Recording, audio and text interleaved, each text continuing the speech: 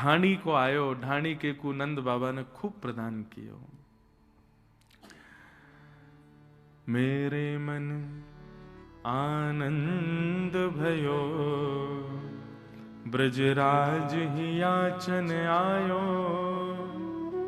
अपने अपने मन को मतो, कह परिवार सुनायो।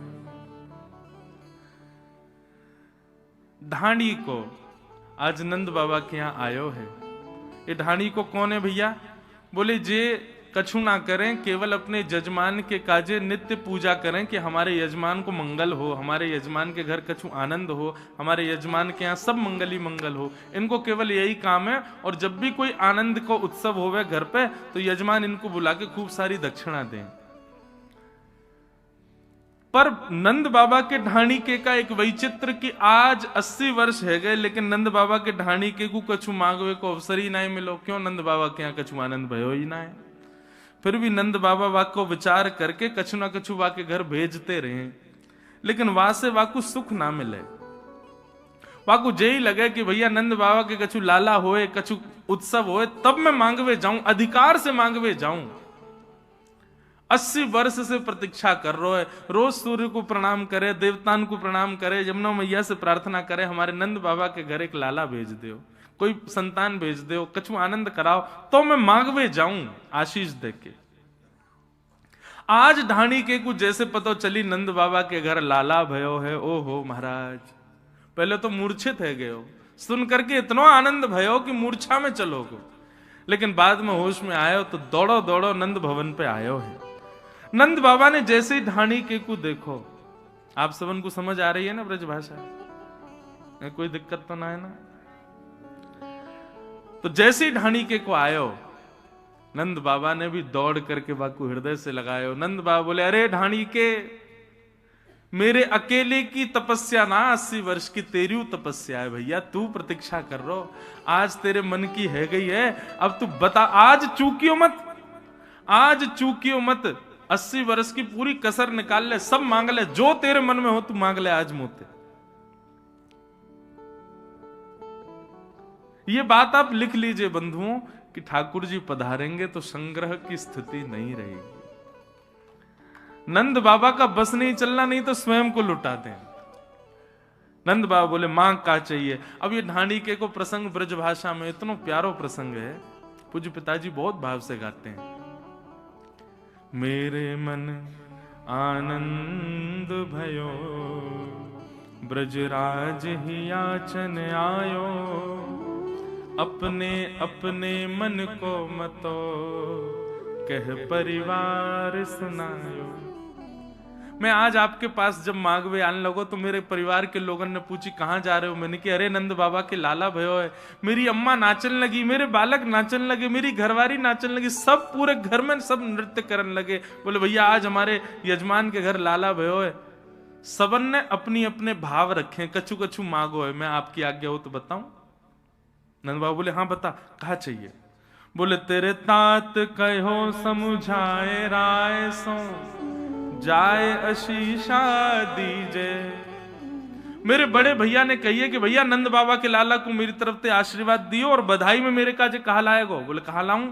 बोले 200 भैंस दूध मन मन की, मेरे काजे लीजो। 200 भैंस लेके आइए। और कैसी भैंस? बोले एक भैंस के नीचे 1 मन दूध हो, मतलब एक भैंस 1 मन दूध देती हो। नंद बाबा बोले हे ढाणी के, तेरी उम्र कितनी है गई? बोले 100 के आसपास। और तेरे भैया की? भैया उचल लो होगो 150 के आसपास। अब भैया द्वापर में तो बड़ी उम्र होती सबकी। बोले 150 की उम्र में 200 भैंसन को दूध पी के कहां जाएगा भैया? और 1 मन दूध एक गई, एक भैंस थे, 200 मन दूध रोज होगा तेरे घर में, कहा करेगो भैया या को? बोले व्यापार आदि करेंगे। बोले देख भैया हम लोग सात्विक लोग हैं, भैंस वैंस ना पालें, हमारे घर पे भैंस तो है ना है, और दूर दूर तक ब्रजमंडल में कोई भैंस है ही ना है। ठीक है तेरे भैया की ज्यादा ही इच्छा है तो कहीं से मंगवा के वाकू भिजवा देंगे, ठीक है 200 भैंस देंगे। और बता क्या चाहिए तो? बोले मैं अपने बड़े भैया की बात मान के आने लगो। इतने में ही ता पाछे आछे समझाए, तिनके जेठे भैया, वाके काजे दीजो बाबा, सुभग 700 गैया। मेरो एक और बड़ो भैया है, वातू बड़ो भैया। नंद बाबा बोले बाकी उम्र कितनी है? बोले वो 200 साल को है गो। बोले वाह, 200 भैंसन को दूध ये बीचवारो पीवे को, 700 गैया को दूध वो बड़ो बारो पीवे को। 700 गैया चाहिए? बोले हाँ। चल भैया गैया तो हम देंगे, गैया तो तू चाहे 700 नहीं तू 7000 ले जा। 9 लाख गाय है नंद बाबा के भवन में। ठाकुर जी अरे गेरे ना भाई भैया, खूब सोने की चम्मच मुंह में आइए सीधे, ऐसे घर में आए ठाकुर जी। और लाल जी भैया विचार ना करें, तो हमारा विचार है। ब्रज के कोई भी व्यक्ति गरीब नहीं है, ब्रज पूरा समृद्धवान है। और समृद्धवान किस भाव से? ब्रज में धन लक्ष्मी तो महाराज लोटी पड़ी रहे ब्रजमंडल में, लक्ष्मी तो ऐसी ही लोटी भई है।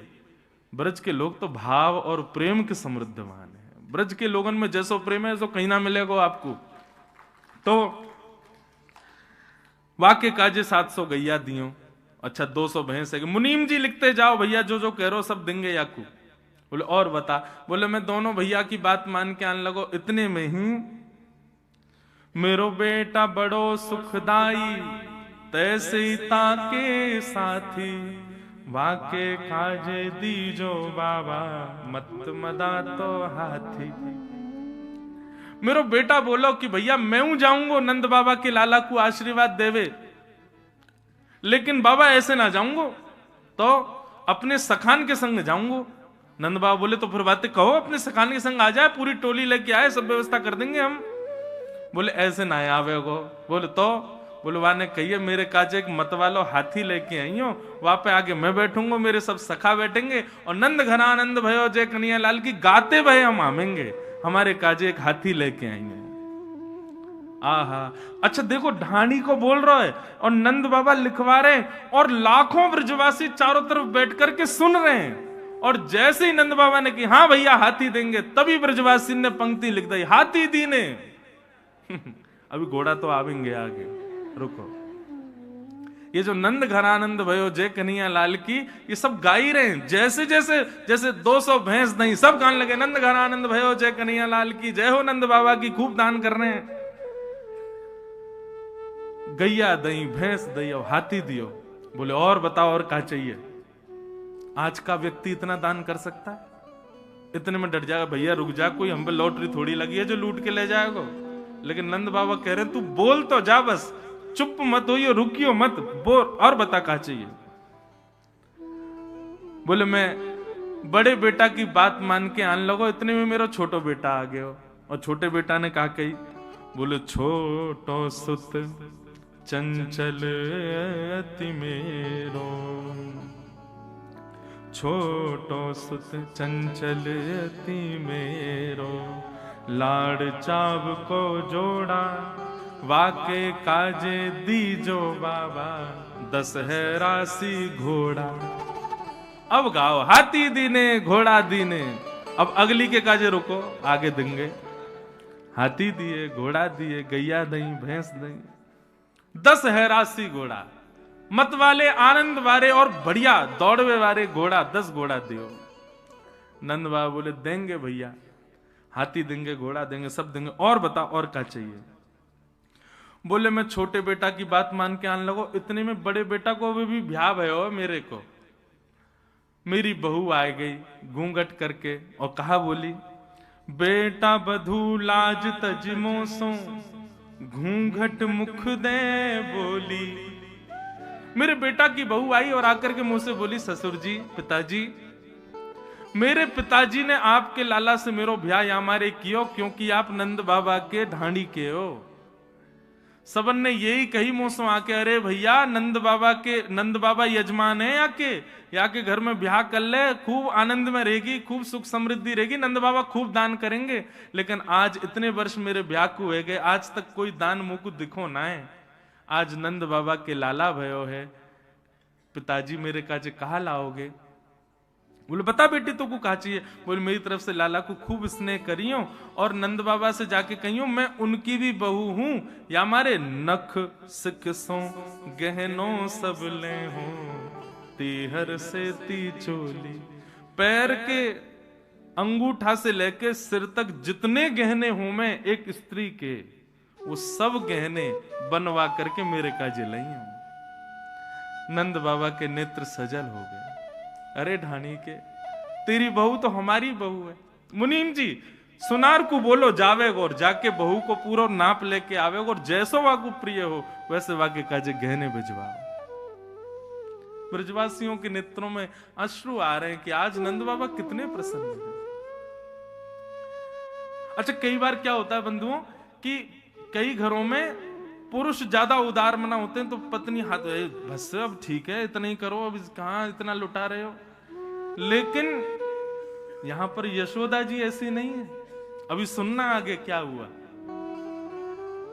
बहू की बात मान करके मैं जैसे ही आगे आने लगो, इतने में कहा भयो, बोले मैं बेटान की बात, बहू की बात, भैयान की बात मान के आने लगो। इतने में एक इकलौती बेटी है मेरी, बेटी एक लाडली मेरी, चलत आए भाई ठाड़ी, और कहा बोली पिताजी मैं चलूंगी आपके संग।